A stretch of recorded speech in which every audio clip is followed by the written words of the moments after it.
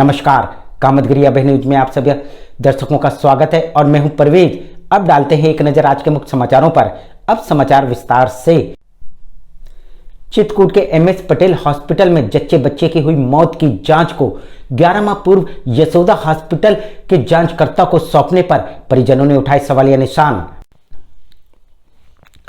चित्रकूट में धोखा देकर डॉक्टरों द्वारा प्रसव पीड़ितों का ऑपरेशन करने से लगातार हो रही मौतों से स्वास्थ्य महकमे में हड़कंप मच गया है।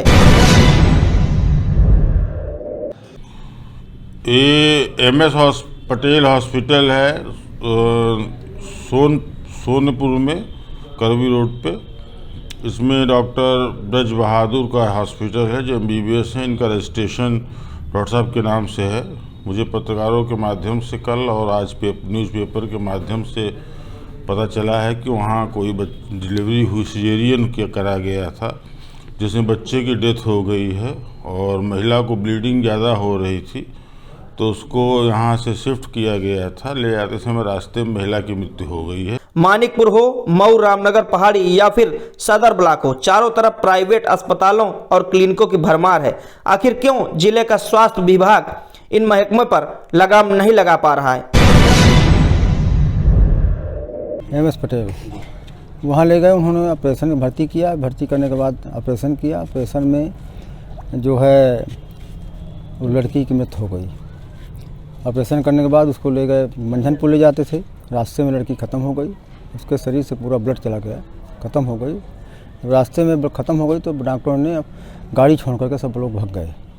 तो ये लापरवाही डॉक्टरों की है। इसकी भी हम एक आज उच्च अधिकारी के जरिए पोल खोल देंगे, क्योंकि जब सह देने वाले अधिकारी ही डॉक्टरों को बढ़ावा देंगे तो ऐसे में लापरवाही का जिम्मेदार किसको माना जाएगा? यह भी अभय टीवी आपको आज दिखाकर रहेगा। डॉक्टर साहब, ये यहाँ पर हॉस्पिटल संचालित किए जा रहे हैं। एक हॉस्पिटल है सोनीपुर रोड में एमएस हॉस्पिटल, उसकी क्या स्थिति है और किस तरह का संचालित किया जाता है? एमएस हॉस्पिटल सोनीपुर करवी में है। ये ब्रज बहादुर डॉक्टर साहब हैं, एमबीबीएस हैं, उनके नाम से रजिस्टर्ड है।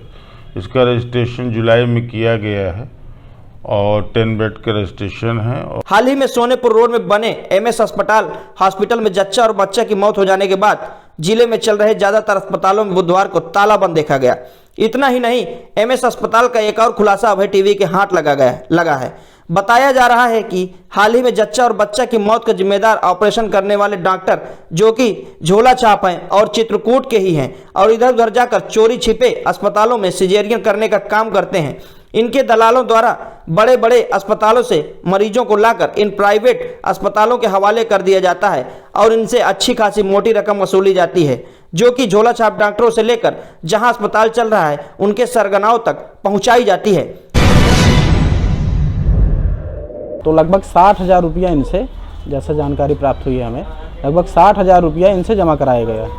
इसके बाद जब ऑपरेशन हुआ तो ऑपरेशन में जो बच्ची जो निकली वो मृत निकली। इसके बाद डॉक्टर साहब ने कहा कि इनको खून की कमी है, आप खून की व्यवस्था कराइए। तो 18,000 रुपया इनको खून के नाम से, खून चढ़ाने के नाम से 18,000 रुपये इनसे और जमा कराया गया। अब सुनिए चित्रकूट के सीएमओ डॉक्टर भूपेश द्विवेदी की जुबानी। आखिर किस तरह बात को घुमाकर कैमरे से बचते नजर आए।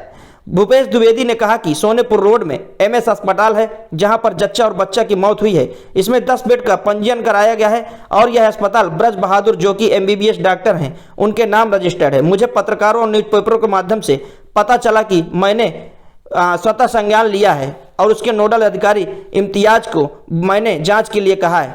वजह जांच करके बताएंगे कि किस हालात में डॉक्टर द्वारा यह हादसा हुआ, किस डॉक्टर ने ऑपरेशन किया और उसमें क्या लापरवाही हुई। ऐसे में जांच की रिपोर्ट जब आ जाएगी उस हिसाब से कार्रवाई की जाएगी। मैंने उसको पेपर में देख के स्वतः संज्ञान में लिया है।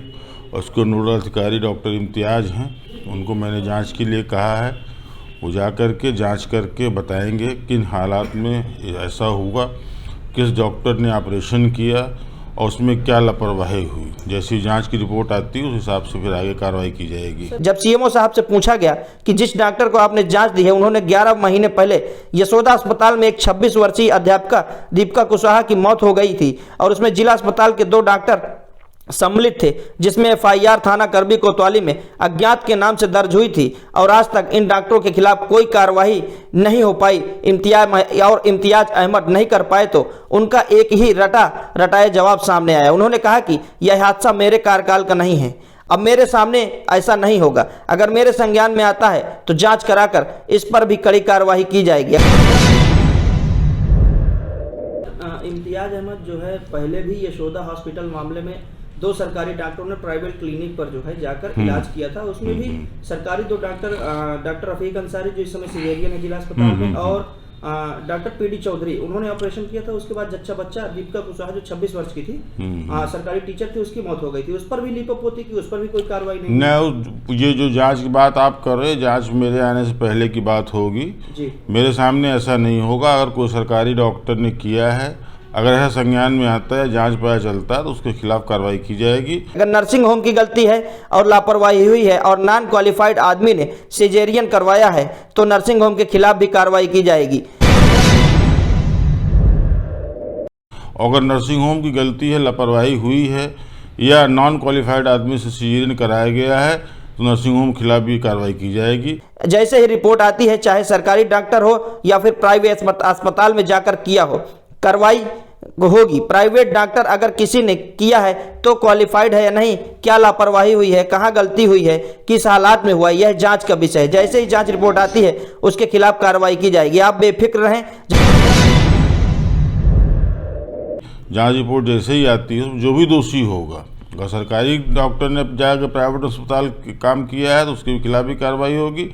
और प्राइवेट डॉक्टर अगर किसी ने किया है तो क्वालिफाइड है कि नहीं है, किस हालात में हुआ, कहाँ लापरवाही हुई, क्या गलती हुई, जांच का विषय है। जैसे जांच रिपोर्ट आती है, जो भी दोषी होगा उसके खिलाफ कार्रवाई की जाएगी। आप बेफिक्र रहिए। जब हमने पूछा कि क्या सरकारी डॉक्टर पीडी चौधरी और रफीक अंसारी के खिलाफ भी कार्रवाई होगी, तो उन्होंने कहा कि पीडी चौधरी रफीक अंसारी कि जिस समय यहाँ पर सिजेरियन हुई थी तो मैं यहाँ नहीं था। अगर दोबारा ऐसा होता है तो मैं उनके खिलाफ सख्त कार्रवाई करूंगा। पीडी चौधरी और रफीक अंसारी के खिलाफ किस तरीके की कार्रवाई होगी, क्योंकि अभी तक मामला ठंडे बस्ते। पीडी चौधरी रफीक ने जिस समय जांच किया तो उस समय मैं यहाँ नहीं था, जांच पहले की होगी, वो मेरे संज्ञान में नहीं है। अगर दोबारा ऐसा होता तो उनके खिलाफ कार्रवाई की जाएगी। जब हमने कहा कि यशोदा अस्पताल के अंदर सिजेरियन कर रहे डॉक्टर, सरकारी डॉक्टरों का वीडियो वायरल हुआ था, तो उन्होंने कहा कि मैं उन वीडियो को नहीं देखा, ना ही मुझे दिखाया गया और ना ही बताया गया।